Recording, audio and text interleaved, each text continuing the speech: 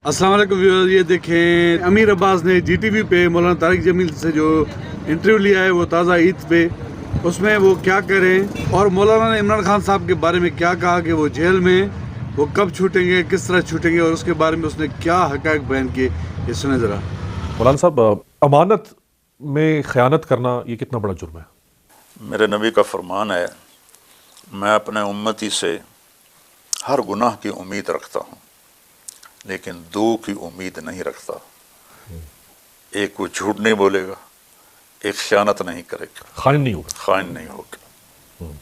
ये अल्लाह के नबी ने उम्मीद ज़ाहिर की। जंगे खंदक में एक शहीद लाए गए, तो नबी के साथी हैं, सहाबी हैं, शहीद हैं, तो सब सहाबा ने आपस में कहा, भाई मुबारक हो इसको जन्नत।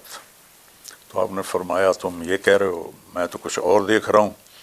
इसके गले में आग की चादर लिपटी हुई है, माल गनीमत से इसने एक चादर चुरा ली थी, बददियानती की थी, वो चादर आग बनकर इसके गले में लिपटी हुई है।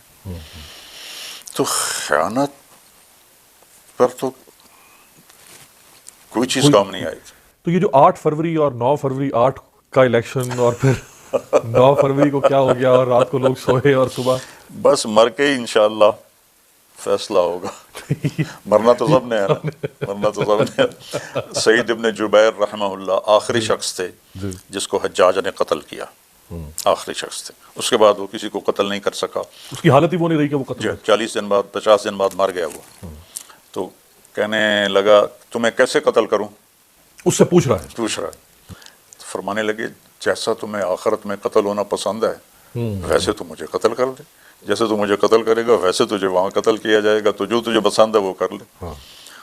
तो जैसा कोई जुल्म कर रहा है वैसा आगे उसके साथ मामला हो जाएगा। ये ख़यानत के ज़ुमरे में आएगा कि नहीं आएगा कि लोगों ने एतमाद करते हुए अपना वोट किसी के हक़ में, अपनी राय किसी के हक़ में दी हो और उसकी राय को तब्दील कर दिया जाए? ये तो बहुत बड़ी ख़यानत, बहुत बड़ी ख़यानत। सारी दुनिया में हम बदनाम हो गए हैं, क्या भले रहे। ज़बरदस्त ख़यानत।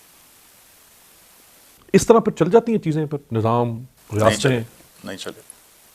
तो अल्लाह के कानून को चैलेंज है ना। अल्लाह ने इस दुनिया को खुद कंट्रोल किया हुआ है। बादशाही अल्लाह की है। लिल्लाहि मुल्कुस समावाति वल अर्द लिल्लाहिल अम्रु मिन क़ब्लु व मिन बअदु इन्नल क़ुव्वता लिल्लाहि जमीआ क़ुल अल्लाहुम्मा मालिकल मुल्क। ये सारी आयात बताती हैं कि यहाँ शहनशाही अल्लाह ताला की है। अगर वो कोई ज़्यादती कर रहा है, कोई बददियानती कर रहा है और उसको ढील अल्लाह दे देता है, तो उसमें भी अल्लाह की हिकमत है। लेकिन ऐसा नहीं कि अल्लाह गाफिल है। ये तो नहीं हो सकता कि शिमर हुसैन एक कुर्सी पे बैठे हो बरोज़े महशर। ये तो नहीं हो सकता। तो ऐसे ही तो मौलाना साहब, हमने बाहर तो बोर्ड ये लगा के रखा हुआ है कि इस मुल्क में एक इस्लामी जमहूरिया पाकिस्तान रहता है और अंदर फिर एक जमहूरियत का एक निज़ाम है, वो एक 5 साल की मश्क है, लोग उस हक़ का इस्तेमाल करते हैं और वो रात को कुछ और हो जाता है। जमहूरियत तो पढ़े लिखे तबके के लिए होती है कि वोट देने वाले समझदार हों। हमारे मुल्कों में जमहूरियत एक नाकाम खेल है। इसमें सही लोगों का आना खासा मुश्किल होता है।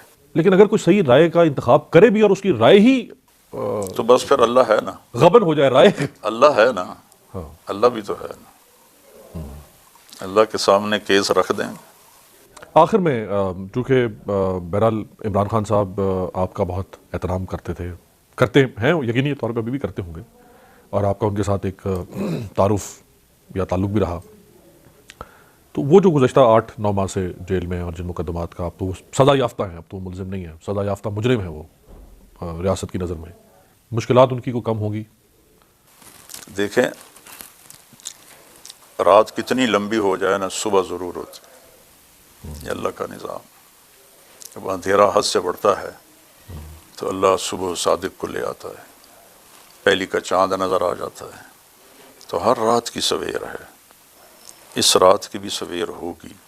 हमारी ज़िंदगी में हो जाए तो हम भी अल्लाह का शुक्र अदा करेंगे कि हमने भी देख लिए कोई सुबह।